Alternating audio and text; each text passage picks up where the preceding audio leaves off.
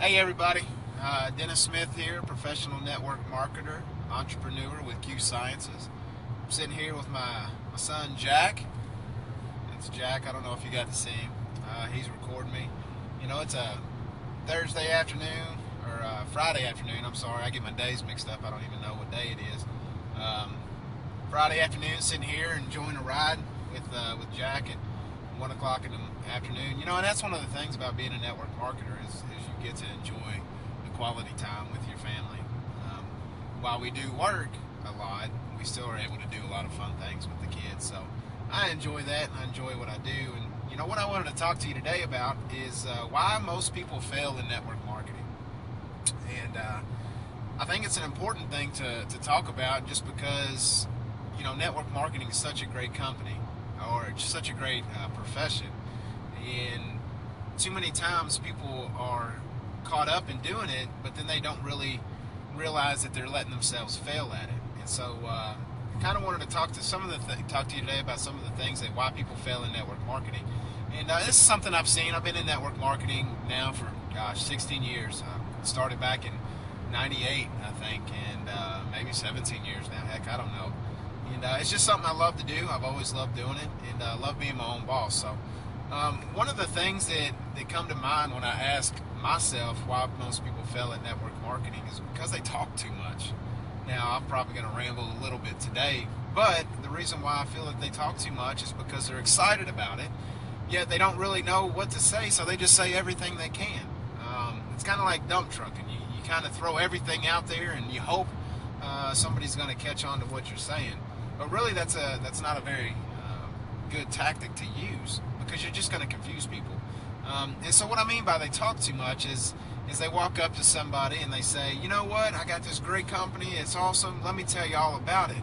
Well, unless you've set up an appointment to actually have a block of time to discuss the great things about your company, you're kind of catching them off guard. So let's say you caught them at the grocery store, or you saw them at a gas station while they're pumping gas.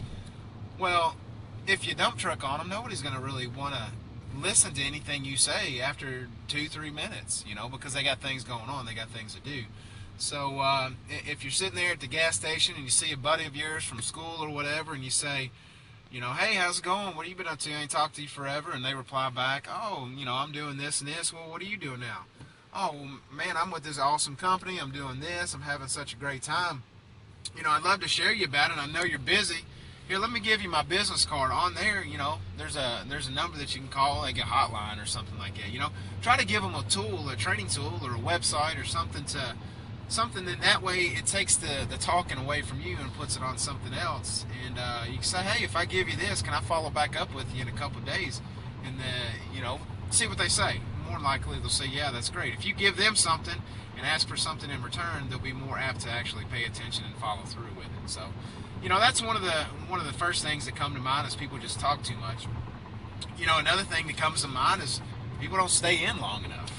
You know, network marketing, and it drives me nuts sometimes because you see all these people, you know, writing websites and blogs and how to make $20,000 in 2 days.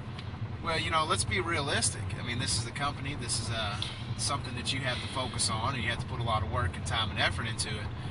But on a realistic standpoint, you're not going to make $20,000 in 2 days. It's just not going to happen.